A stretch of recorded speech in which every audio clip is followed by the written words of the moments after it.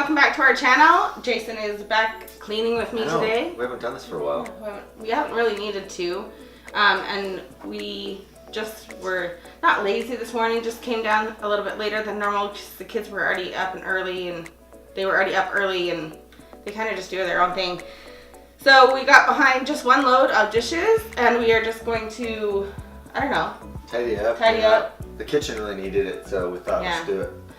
So we just need to vacuum and dust for whatever. I mean, it's pollen season, so I think just all of our ledges are kind of covered in dust and pollen and I don't know what, but where it comes from, it's just dust. Yeah, so we're just gonna clean up. We are on a schedule. I'm not setting a time limit, but we do have our project to finish up today out in our garage, and we need to film that. And we have a whole bunch of errands and activities to do today. So we are on the time schedule to get this done very quick, but we want to get it done regardless. So if you guys are new to our channel, welcome. And if you haven't subscribed and clicked on the little notification bell, go ahead and do that so you can come back for more. We're kind of all over the place in what kind of videos we do, but it's all about family and about our lifestyle. So go ahead and join us here, and I hope you enjoy. Thanks.